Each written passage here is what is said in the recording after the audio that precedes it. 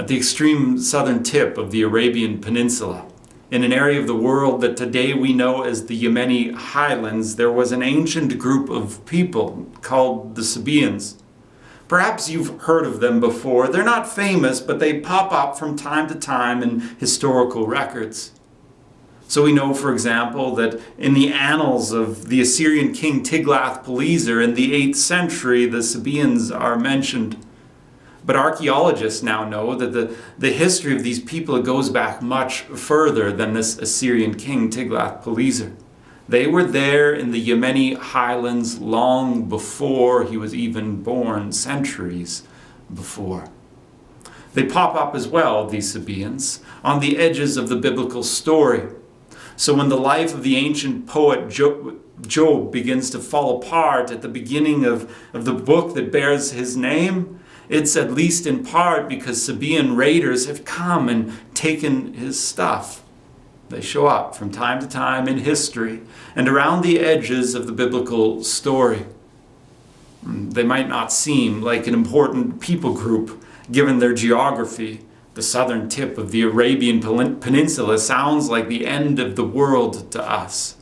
But they were important and powerful in the world of their day. Their geography actually put them at the center of things, along important trade routes that connected, well, everybody, Africa and Asia and the Mediterranean world. And one of their national products, frankincense, it was sought after by the whole world. Sheba wasn't at the end of the world. It was the very center of things. You know these people, or at least you know the most famous of these people. We know her as the Queen of Sheba, who shows up one day out of the blue in the midst of Solomon's court with camels loaded with spices and gold and precious stones. And this journey from Sheba at the southern tip of the Arabian Peninsula to Jerusalem, it's been motivated by a strange thing.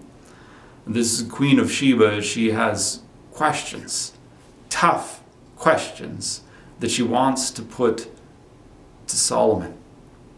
Imagine that, this ancient journey along trade routes that are more ancient still, with a train of camels loaded down with gold and spices and precious stones. But the most precious thing on that journey are the questions that rattle around and nag at the heart and the soul of the Queen of Sheba, these questions that just demand an answer. I wonder what kind of questions might motivate you to go on a similar journey. What kind of questions might prompt you to pick up and travel at the mere hope that somebody would have an answer for you?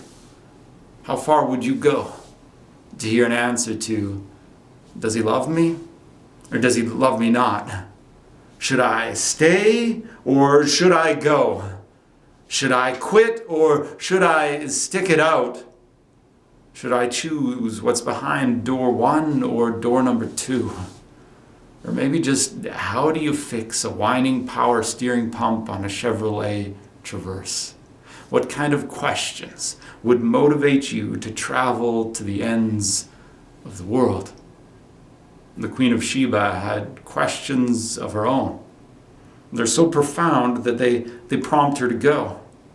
And the answers are so weighty that 1 Kings chapter 10 tells us that they leave her breathless, given the importance of the questions, that they motivate the journey.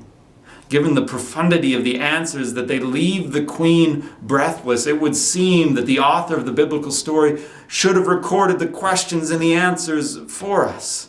We should know what she asked, but he doesn't. She just shows up with these questions. So let's have some fun, hey? Why not? I wonder what these questions were. Our first hint is the Hebrew word that stands behind the English phrase tough questions. The word is chidah. Chidah. It's only used a few times in the Old Testament. It's used when God speaks of Moses. He tells others that he doesn't speak to Moses as he speaks to other people. He speaks to Moses face to face with clarity and not in chidah, not in tough questions, but with clarity. The word shows up again in the book of Judges in chapter 14 in the story of Samson, this Israelite strongman. You see, Samson, he'd gone down to Philistia, to this city of Timnah. And there he beheld a daughter of the Philistines. And his heart was all wrapped up around her. So he goes back to his parents and he gives them an order. Get her for me to be my wife. And her parents, his parents, are none too excited about this idea of a Philistine daughter-in-law, but they reluctantly acquiesce to their son's desires. So sometime later, they find themselves again journeying towards Philistia.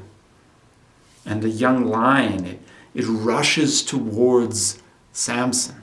But it's the Spirit of the Lord that reaches Samson first, so that by the time the lion gets there, Samson, he's filled with this incredible strength. And he tears the lion apart. As the biblical writer says, one would tear apart a young goat. And he kicks it off to the side of the road and he continues on his way. And later, he's traveling by there again. And he's hit by this thing, this kind of recollection and curiosity mixed together. And he begins to wonder, did that really happen? Did I really tear a lion apart? Did I maul the beast rather than the beast mauling me? Well, or maybe he just wants to see it one more time. So he wanders from the way and he finds the carcass of the lion. And a strange thing has happened. The carcass of the lion has become a beehive. These bees have moved in. I mean, wax and honeycomb and honey, the whole deal. And so he scrapes some of that out with his hand. And as he goes, he eats some. And he gives some to his parents who somehow don't know where it came from. And at his wedding, Samson puts a chidah, a riddle to his new Philistine relations. The point is clear. He wants to prove that he's smarter than them, and in the process win a little wager for himself. So he asks them to solve this. Out of the eater, something to eat. Out of the strong, something sweet. A chidah, a riddle, a tough question. So maybe that's what motivates the queen's journey. Maybe she's been sitting in her palace in the highlands of her kingdom. And she's begun to hear these tales from her traders. Boy, up in Israel, there's a king you really need to know. His kingdom is expanding and growing and there's so much wealth. There's got to be some in it for us. And man, he's smart. I mean, he knows things about things about things. He knows about animals and governance and plants, everything from the little kind of weeds that grow to the palace walls to the great cedars in Lebanon. There is nothing this guy doesn't know. And maybe the Queen of Sheba, she thinks she's kind of smart herself. And so she'd like to prove something to this young upstart in Israel. And so she loads up her camels with gold and spices and precious stones. But the most precious things of all are the heavy, weighty questions, the chidah, that rattle around in her brain that Solomon won't be able to answer. And these questions that will leave the king stumbling and stuttered and begging for an answer that he'll never have. And then he'll know who's really smart. And that's kind of a cool idea. But before we head down this rabbit trail, there are calmer voices that say, hold on, wait a second. That's not how things really happened. What kind of king or queen has time to go on this kind of a journey just to prove that they're smarter than somebody else? Now, kings and queens, they don't do that kind of thing. They don't go to places just to ask questions to put another to the test. No, they go on these grand trade missions. They sort things out. So the questions that the queen must have asked Solomon, they were different kinds of questions. They were questions about taxation and justice and ruling a kingdom. They were questions about trade. They were deals where Sheba got access to the grain that was produced in Solomon's kingdom. And in return, Solomon got access to the gold that was produced in Ophir. They were negotiations about the movement of people and taxation. They were the big stuff that concerns rulers of the world. And maybe that's true. Maybe this is really not a test of wisdom, but it's this trade mission. You know, Jesus, he once commented on this Queen of Sheba who left everything behind in order to speak with Solomon. In Matthew chapter 12, Jesus speaks to some of his critics. He says, "The men of Nineveh will rise up at the judgment with this generation and condemn it. For they repented at the preaching of Jonah, and behold, something greater than Jonah is here." In verse 42 of chapter 12 now. "The queen of the south will rise up at the judgment with this generation and condemn it. For she came from the ends of the earth to hear the wisdom of Solomon, and behold, something greater than Solomon is here." Jesus is suggesting something here. He's picking something up from the story of Sheba and pointing us towards it. You see, the author of the story actually tells us why the queen goes on this journey. He says that from her kingdom, she heard of the fame of Solomon concerning the name of the Lord. That somehow she knows there's some connection between this prosperity and expansion and growth and goodness in the kingdom of Solomon and what Solomon's God is up to.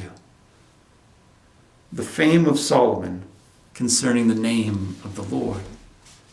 When Jesus points back to this passage, he calls it Solomon's wisdom.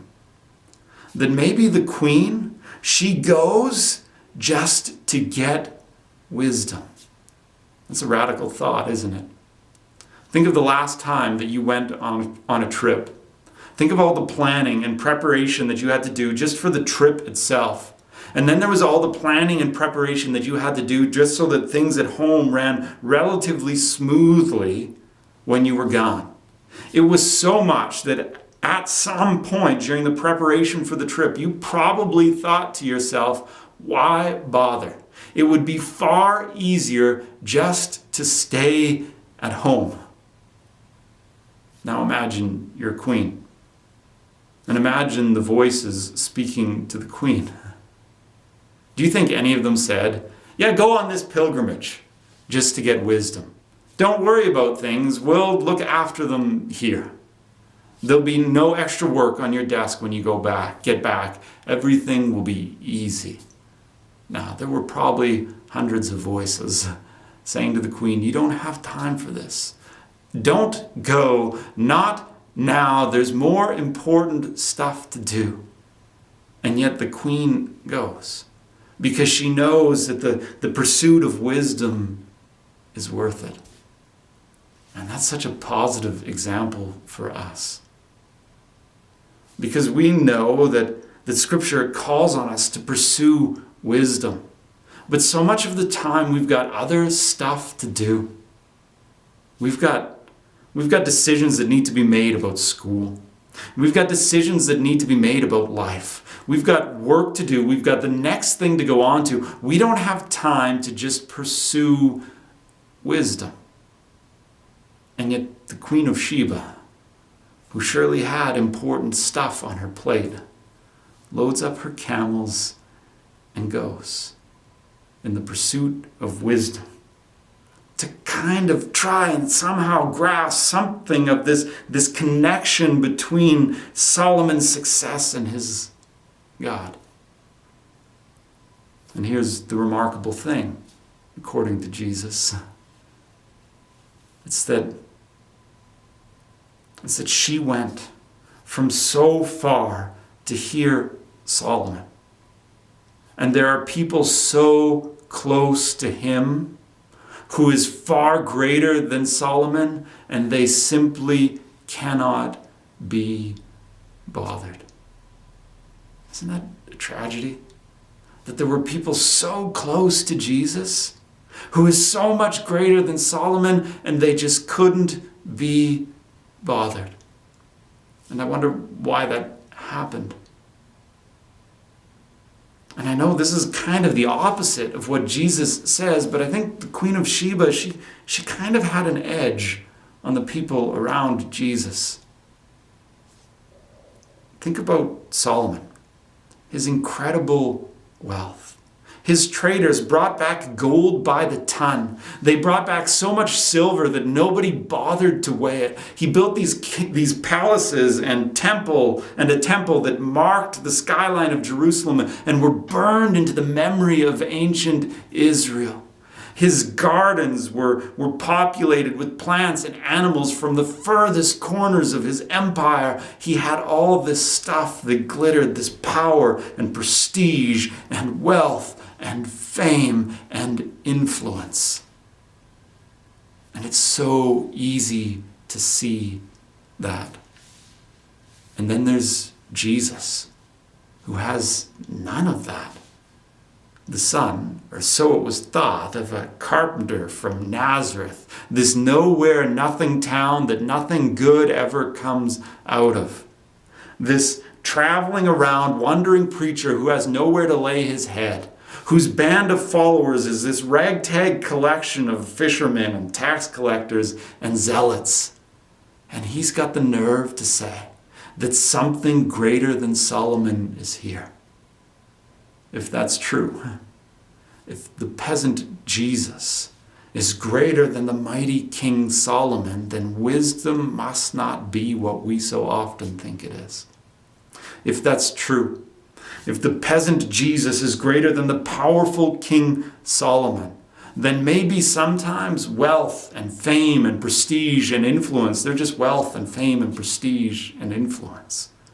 But wisdom is always wisdom. And so the Queen of Sheba, she sets this positive example for us to pursue wisdom. But Jesus reminds us that in our pursuit we must look deep, because just because something is shiny or impressive, it doesn't make it wisdom. True wisdom is found in the man from Nazareth, the itinerant preacher with a ragtag group of followers, who was condemned and crucified on a Roman cross amidst the other outcasts cast off from society. True wisdom is found in him. And the writer of Proverbs would say simply this to all of that: above everything else, get wisdom.